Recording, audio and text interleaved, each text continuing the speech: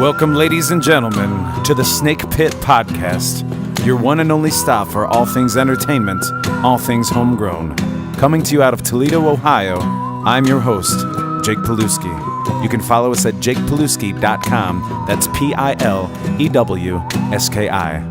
The Snake Pit. Ladies and gentlemen, today, this time I'm joined by none other than Andrew Ellis, singer-songwriter, guitar extraordinaire, if you will, and the man who's kind of taught this town how to play drums with just your feet as well. What's going on, Andrew? Oh, same old stuff. Yeah. So you've been mentioned quite a few times on here by fellow artists as being inspirational one way or another. So that's got to feel pretty good. It does. Embarrassing at times, but it's good. I think we've all been pretty embarrassed at times, and we'll get into that. I'm going to hit you, though, with the first 5 questions right off the bat. Pretty much anybody listening to this knows exactly who you are. Those who don't, though, where can we follow Andrew Ellis? My Facebook music page is usually where I put all my gigs and everything like that. That's probably the best place to look for it. Yeah. Excellent. And you got original music, as I know, because I've purchased it myself. Where can we find copies of your CD? We might still have some over at Culture Clash Records, but usually I'm just selling them at shows and selling them. If you get in contact with us on the Facebook page, you can order them off of there. Awesome. Cool. Yeah. Well, let's go right into the first 5 questions. The first 5. So, first question, what was your first CD or album or cassette that not necessarily that was purchased for you, but that you remember really, really wanting as a kid, or that you actually went out and bought with your hard-earned cash? Oh, I think my first tape that I ever got that was bought for me was from my Aunt Paula, and it was How to Sing Like Lionel Richie. I think I got that when I was like 4 or 5 years old. How to Sing Like Lionel Richie? So it was an instructional?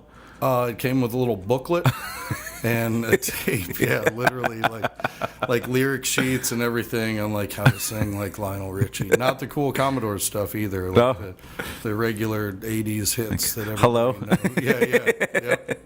Which is pretty weird for a 5-year-old to be singing, or a 4-year-old. Well, hey, though, I mean, it's a step above, I think, Skidamarinky-Dink and all that kind of stuff. Sure. So can we ever find you playing any of that stuff out, or have you retired that? I think that's pretty much gone. Yeah. It'd be an interesting take to do an old Lionel Richie song. Well, you might get some strange requests after people hear this. Right. Never even thought about that. So what was then your first live concert experience to go see? There's actually 2 of them. First one was actually at the Lucas County Fair that I was dragged to, and I saw Bachman Turner Overdrive, the old BTO. Yeah. So that's kind of my first concert. But the first concert that I ever wanted to go to, I think I was like 13 or 14 years old, and it was The Cure up at Palace at Auburn Hills. Cool. Yeah. What album would that have been about? That would have been, I can't remember if it was Disintegration or Fascination Street, one of the 2. Very cool.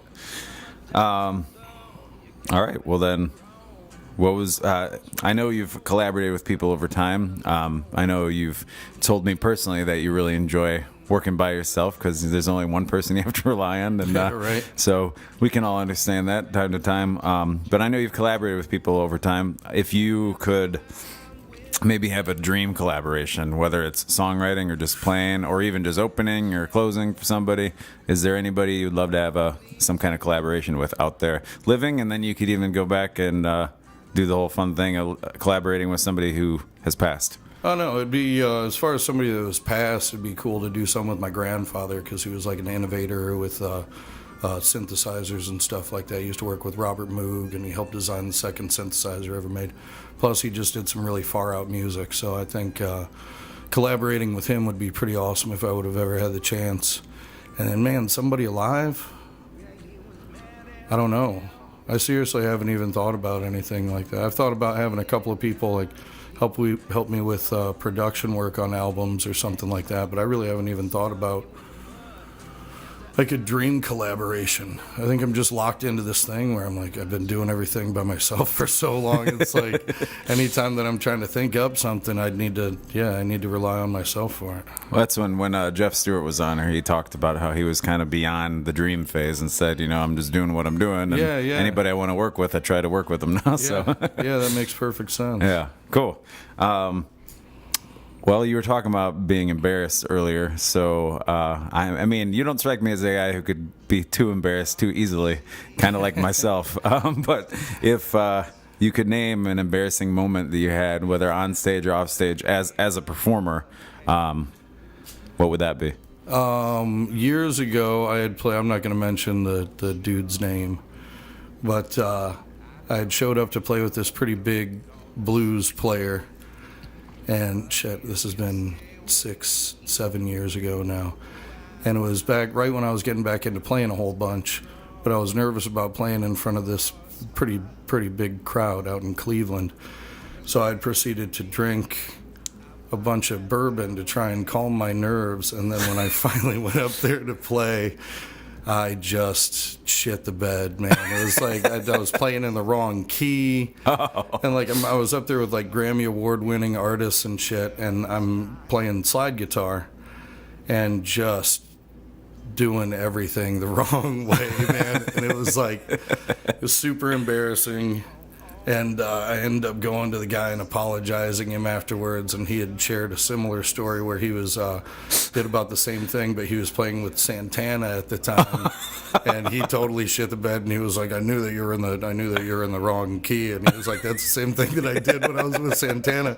He's like, at least you stayed on the stage. Like he said that when he had it, he just ran right off the stage embarrassed. Well, that's cool. I mean, it was at least understandable, and it's like I said, most people do have a story like that at one point or another. That's how we live and learn, as long as we're not doing it every weekend. Yeah, I haven't screwed up like that in a long time. It's been a while. Well, there's a second part of the question then, aside from embarrassing. Have you had a humbling experience as a performer? Oh, shit, yeah. All the time. Yeah? Yeah, all the time. I see people all the time that, whether it's their guitar playing or their vocals or something, there's always like a piece that I'm not necessarily jealous of, but like sometimes something just strikes you as unique or like, or just like, just very good, whether it's a good guitar tone, whether like a good drummer, and it's like, man, I could really use that idea to increase what I do. I mean, I think being humble is the best thing that you can possibly do as an artist, allowing yourself to be open to all of these other influences. Yeah, like a sponge. Yeah. Awesome. I mean, it's you are a very humble person, as we all know, and that's, I think, why you've been so approachable over the years, aside from being influential on many levels when it comes to playing or just as a person, too. And most people can attest to that ever met you or seen you. Me, personally, big time, was humbled the first time I saw you, so it's been nice to come out and see you, and now obviously have a conversation with you here. So Yeah. So what pushes your buttons as a performer? And that's, motivationally, but then also what ticks you off? As a performer, I don't know. It's all work, There's usually, it's like, I think every 10th gig you can count on to be maybe a good gig. A lot of times, you're just grinding it out to audiences that aren't applauding and stuff like that. Or one of my big pet peeves is football. I mean, I can't stand it as a sport or an activity. Like, I just hate the whole bit about it. I've never watched a game in my life, but yet I need to compete for applause with the football game occasionally.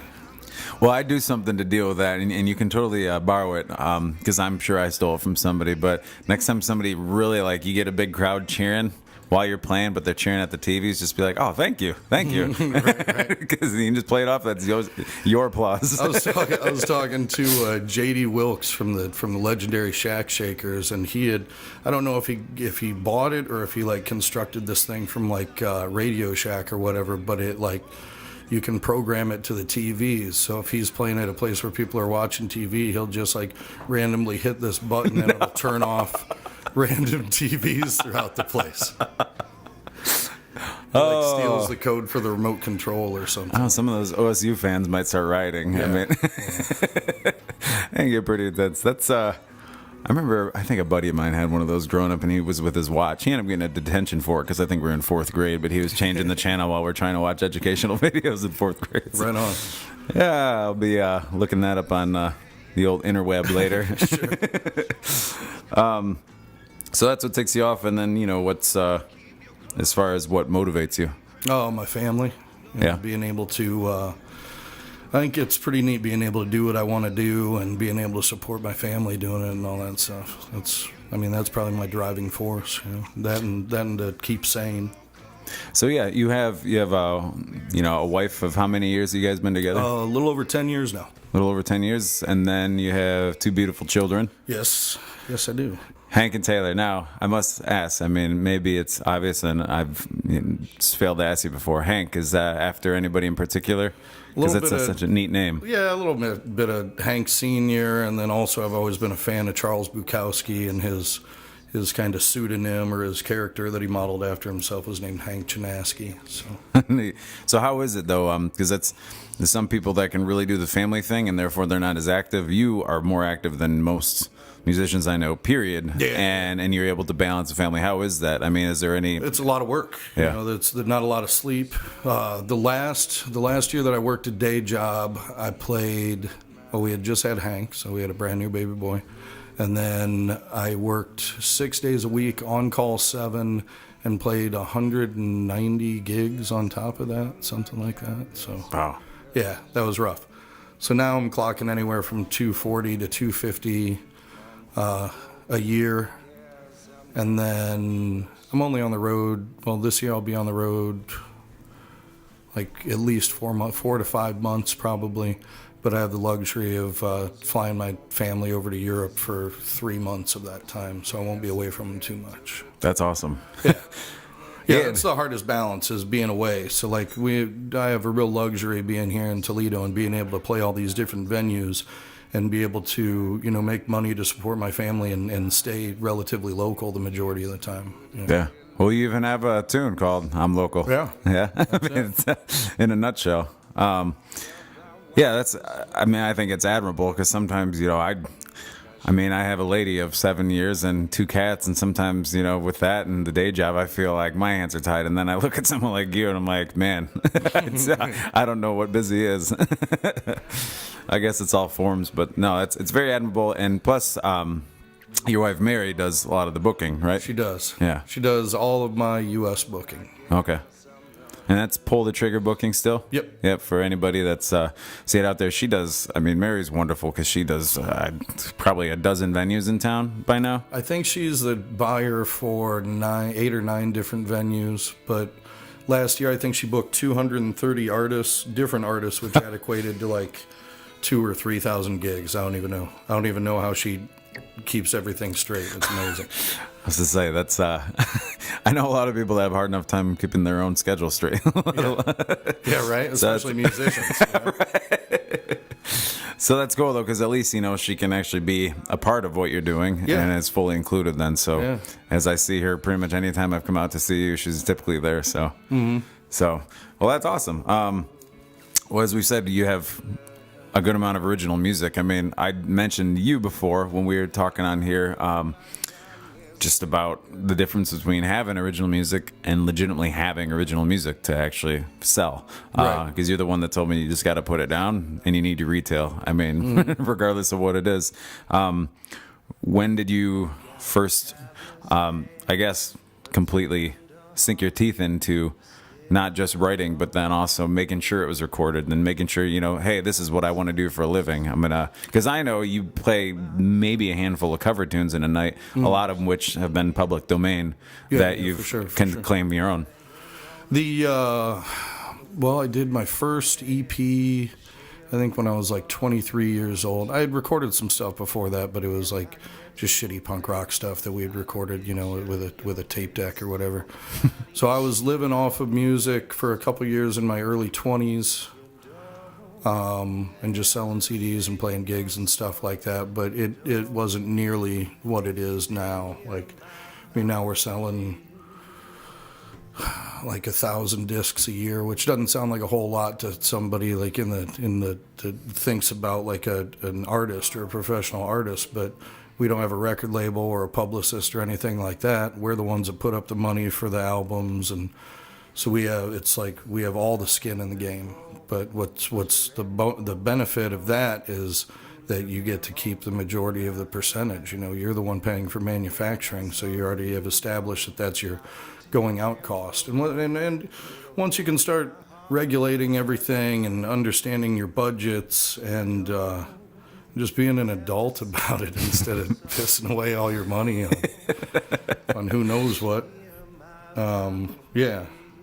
Well, I'm glad you brought that up because, we see, I mean, there's huge money machines behind some of these big major label artists. Oh, yeah. A lot of people don't realize. Then go on, I think Netflix has it. It's called Artifact. I think 30 Seconds to Mars put it out, and it was a whole documentary of them getting sued by this major label and them being in debt millions of dollars, even though everyone's like, well, they have these music videos. They're out here touring, the world, and they're touring the world to hopefully pay this ridiculous amount of debt back to this label, because this label paid for all this, desperate trying to make money in a day where less and less people are paying for music. Mm-hmm. And I mean, I think System of a Down was on there, like all these big guys is what we think big guys, and every single one of those guys said essentially what you're doing. They said the people that really are going to change the industry are going to do it out of their basement or out of the neighborhood studio, and they're going to be their own entrepreneur because you have control over it. You have creative control, which is huge. Well, not just that. Nobody's going to push your product like you do. Right. There's nobody that has it as much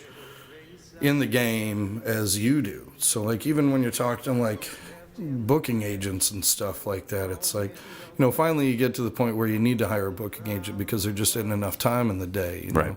But you still wonder, like, man, could I do it better? But I know I can't because I'm terrible at that aspect of it, like just booking gigs and stuff like that, which is why I'm lucky to have Mary. Well, that's why, success is a very open-ended term. And, yeah. I mean, you're supporting your family. You're getting to play close to home and still play almost every night of the week. You got to set the bar. Like, what are you comfortable? What do you want your life to be? Correct. And right now, like, we've established a pretty low overhead for what we do and what my family needs and stuff like that. We don't go and buy new cars. I don't have a motorcycle right now. It's like, it's just one of those things. You save money so that you have the opportunity to go and do all these other things. Nobody's paying for my plane tickets over to Europe. All that shit needs to come out of my pocket. Right. But in doing so, you're not in debt to some shark. That's a fact. I have close friends. A buddy of mine that had put out a very successful album years ago, late '90s, and that album did really well. So the record label had given him a better advance for the next album, and at the end of the year, they handed him a receipt that he had to pay for $20,000 because they didn't sell the units that they thought they were going to. Yeah. And that was something like you had said, they would have come after him if he had not paid back that $20,000. And that's $20,000, and I mean that can make and break a lot of people. Shit, yeah. I mean, that's you give me $20,000 now, I'm going to take probably a year off work and make that last. Somebody comes after me for that, I might need to file bankruptcy. Right. No, I'm with you. So, hearing your stuff, like I said, I had it, and you had the album recorded that I've purchased with Lucky Lamont. What's the story behind that? Behind the album? Yeah, behind the album, behind playing with Lucky. Oh, Lucky, he and I had played in the past, and when I was stripping everything down from doing an electric, like, 3-piece, I just figured having him on upright bass would be the best idea because he could do slap bass, which would have a rhythmic entity to it, as well as the bass notes. The approach towards that album was kind of like post-apocalyptic. If there was no... we not only wanted the stories to seem relatively timeless, and by doing that, we kind of base them in the future, or I base them in the future, but played them acoustically as if there would be no electrical grid left. It would just be acoustic instruments and shit.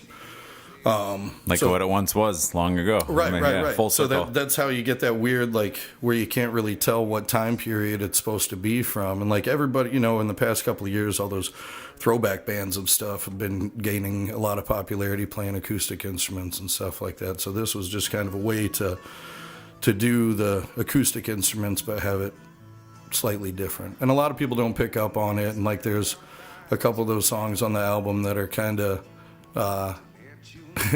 Brian Rude, he's a buddy of mine that does artwork for Star Wars. He had sent me an email after that, and he was like, now, Deliver to Quarantine, I'm not going to say it's about zombies, but is it zombie-ish? As a matter of fact, it is, Brian. Thank you for picking up on that. And I don't know if I would have had I not sat there and was trying to, make sense out of the title itself. I mean, because most of what you write, it's got some great hooks in it, there's good melodies in it, and I mean, obviously great lyrics, and a lot of times you get caught up in the emotion that you're feeling, that's what's great about art, and you can almost stop trying to focus on, okay, what did he really mean behind this stuff? Right. And then, like you said, sometimes it ends up being a really interesting story that you never would have guessed. Yeah, a lot of those, when you go and listen to the album, it's going to have a totally different feel to it. Well, I would say it opens up wonderfully. Anniversary Gun is still one of my personal favorites. Thank you. And it just, I mean, I'm like, it feels like it needs to be, one of those songs that would eventually be overplayed because it would be in 10 different movies. I mean, it's got a nice, rich, raw feel to it. The only complaint that I've had about that song is that it's not long enough, and I'll take that as a compliment. That's what I love about it, It's, like you said, sometimes it's better to give them not enough than to give them too much. Sure. And be like, man, when's this thing going to end? Right. Man, I really liked it at the beginning of the song. Now it's kind of getting old. So where'd you do your recording at? Right up the street, Little Elephant. Oh, yeah, right in Rossford, yeah. Yep. Smart guys. I used to play in bands when, Bijou was still downtown, and you had, I think, the basement. It's a loud punk bands and, all sorts of stuff. And I remember those guys playing in bands. It seemed like that we were. Right so on. they grew up. I mean, I think they were playing, 13, 14 years old and playing out in the clubs before you're even allowed to get in before you're 18. So that makes a lot of sense. So that was what kind of experience was that? I mean, they. Oh, it was great. Totally laid back. I appreciate those guys because first of all, they're really good at what they do, and that's really what you want for the end result. But being able to go into a studio and feel welcome and not rushed, just being able to go in there. And, I'm a professional too, so when I go into the studio, I have at least a semblance of what I want to get accomplished. Yeah. But yeah, I would suggest Little Elephant to anybody. I know those guys are really busy right now recording some major acts and stuff like that, doing all the live recordings that they've been doing. But yeah, I would always suggest so. Yeah, I've seen they've been growing, and you can even they've been doing, like you said, live recordings. They're doing like full on video too, so you can go on and which is perfect. We're in a very visual world now, more than ever, where words aren't going to necessarily cut it all the time. Yeah. So it's important to have good video. Yeah. Well, it's another form of connection. So it's awesome. So what can we expect? I know you're always writing and coming up with new ideas. Do you have any near future plans or immediate plans, or kind of, I guess, big picture of the next year or two plans as far as putting out some more material? Yeah. I'm already 7 tracks completed into the next album. I just haven't had time to get in there to knock out the last couple of tracks that I want to put in there. Just because of my schedule. But what we're hoping to do is for me to finish those up and for it to be released before, let's see, probably be released in the States in May. Oh, wow. That soon. Yeah. No, I'm not going to put it out in May. I'm going to have to put it out in May. I mean, you can put it out whenever you want. Right. Well, I'm just saying I got a Northern European run in June through July. So I know that I'm going to want to have some new material to take over there as well. So, yeah, I guess May. I need to book some studio time as I'm sitting here thinking about it. Well, touch on that then, because, you say you're a busy man. We know that, and that's just, from playing around here and, trying to record.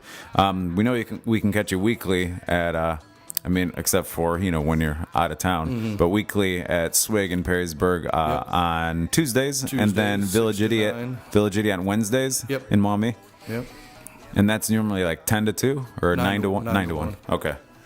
So, busy guy, but you can at least catch him in those two places frequently. So, go check him out. So, yeah, you're going to touch on you're going overseas. I know you've been overseas before. By the time this airs, you'll be overseas and probably coming back soon. So, and you have a big one coming up in the summer. Yeah. Well, I'll be in Portugal just to hang out next week, and then probably Amsterdam for a day or two for fun, and then I'll do, June through July. I think I'll be back in the States July 3rd or 4th, and that'll be Northern Europe, and then do August through October, so 3 months straight. And that's going to be mostly Southern Europe and down into Italy and stuff like that. But we're still booking all that stuff yet, so I don't have a whole lot of information on it. So I'm curious because what you play. I mean, if we want to be very vague, we could say it's very raw Americana, which I think it's a very vague term in the sense of pop and rock and all that because it engulfs so many different styles. How is that received? Because the stuff you play is an American as baseball and hot dog. So how is that perceived and received over when you go overseas? Very well. They have a big like Americana roots movement over there. A lot of the festivals that I play are like strictly roots music that my style coincides with. Bringing 5,000-10,000 people out to these basically all acoustic shows, playing old timey music for lack of a better term. But yeah. I mean, it's great over there. And then I'll play a festival in Belgium, and some dude will walk up to me wearing like overalls, looking like me, until he opens his mouth. I mean, you would think that he was from Texas until he opens his mouth.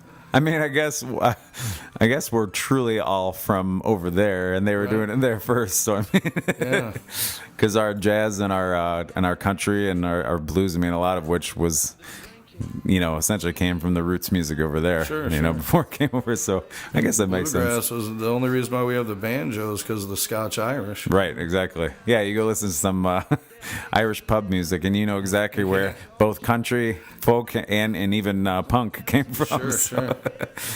Well, that's awesome. So, a couple more for you. How long have you been playing? And I don't mean just picking up. I think we all try to play chopsticks at one point on the keys, as a kid. But when did you pick up and decide, I'm gonna actually, try putting forth an effort in this, and it might be something I want to do? I don't know. I started singing in choir and shit when I was a kid. Yeah. That was probably my first. My voice was by far my first instrument. And then getting into punk rock when I was a teenager. Picking up the bass guitar because I just wasn't good at any instrument. So that's what punk rock's for. Is figuring things out and getting out your angst. Right. Yeah, I think everybody always has in the back of their head that they want to be a rock star or something like that. I've always just wanted to be able to maintain some sort of stability to do it. I guess when I was younger, I wanted to be a rock star, but these days I don't even think about it that way. Well, you essentially are a rock star. It's just a matter of how you define it. Because long gone, and I hope I don't take too many people off, but long gone are the days of your the 80s rock stars from California, and I don't think that's necessarily an awful thing. And I'm not talking music-wise, but those guys are lucky to even be alive. So, you are a rock star. If I've had at least 12 people on here now, and I think at least 5 or 6 of them have referenced Andrew Ellis. So nice of them. That's got to. Those are people doing it for a living too, and they're referencing you. You've already built a legacy here in Toledo, and your career is still at a very early age. Really. Yeah. It's There's no retirement in this game. It's like not unless you've been on a major label and you're trying to like retire for a few years just to come back for a reunion tour and then retire and come back. Still got to put food on the table, though. Right. Oh yeah. Well, especially you doing it yourself. So Yeah. Well, cool. Then, if I can ask you, then what are your? I know we've touched on this a little bit, but what are your goals as far as? I mean, I know you're doing what you're doing, but what else as far as how far do you want to take this? Obviously, like you said, we'd all love to make a bunch of money off of this. But what are your goals for the next year or two, and then what are your goals for the next 10 years? I don't know, man. I mean, I'm kind of into small victories. If I know that I can keep like clicking through these steps, and I know that I'm gaining momentum or something is working successfully, then it's very rare. Other than travel or production, I guess I really don't benchmark myself as far as like, I don't know, not popularity in like a general sense, popularity by the fact that people are buying my music and showing up to shows, and so I guess I appreciate that. But as far as long-term goals, I mean, we already have next year almost planned out, 4 months in Europe, and then see where we can go from there, other parts of the world that we've never been to. I got a booking agent down in Australia now, so I'd like to go down there and check that out. But that just hasn't come into effect yet. And it's my own fault. I need to get on that and figure it out one of these days when I have 5 minutes available. All right. And usually when you get those 5 minutes available, there's something else to take that time anyway. Take a nap. Right. Well, cool. Well, I always, before I let people go, actually, before I even get to that, do you have any kind of theme or concept for the new album, or are you just kind of writing as you go and it's going to fall into place? Yeah, it's kind of all over the place. Yeah. There's some heavier songs on there. There's a couple of like kind of older school, like waltz type of thing, like old Western type of stuff. So yeah, it's not going to have a kind of a concept like Post Scarcity had. This one's just good songs that I'm throwing on an album. Cool. Yeah. The sophomore follow-up, that's always the big thing, right? I look forward to it. Before I let you go, if you wouldn't mind, ask everybody on here to do the same. There's a lot of people out there looking to pursue a career in some form of art. And as you and I know, a lot of times the best thing is network and then to listen to the people that have already been doing it. Sure. So if you wouldn't mind giving some advice to anybody pursuing it or anybody that's currently already pursuing it that's looking to take that next step. I always tell everybody, if you don't want to work 9 to 5, you got to hustle 24/7, and keep your head about you and save your money. Anytime you get that cash, don't go and spend it because you just sold a painting or something like that. You got to keep that money and just build up from there. Yeah.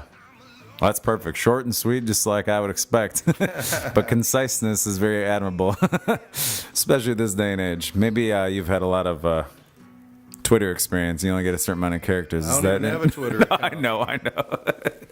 I would never expect you to. I just finally got an Instagram. Well, people like pictures. I mean, They so do. yeah. So They do. you're onto something. More than I am. So, well, awesome. Andrew Ellis, ladies and gentlemen, here. I'm happy to have him. I would have had him on way sooner, but as busy as he is and as busy as I can be here and there, it's not the easiest thing to put two together, but I'm glad you could be here tonight. Yeah, thanks It means a lot a for lot. having me, Jake. Absolutely. Looking forward to the new music. Catch him on Facebook. Anywhere else we can catch you? Just check my schedule on Facebook, man. Yeah. I can't keep all those dates straight. Yeah, that's all right. You got a lot of, and that's what the wife can do for you, right? Awesome, man. Well, good luck and everything, and I'm looking forward to see you again very soon. Thanks, brother. You can follow us at jakepilewski.com. That's Pilewski. The Snake.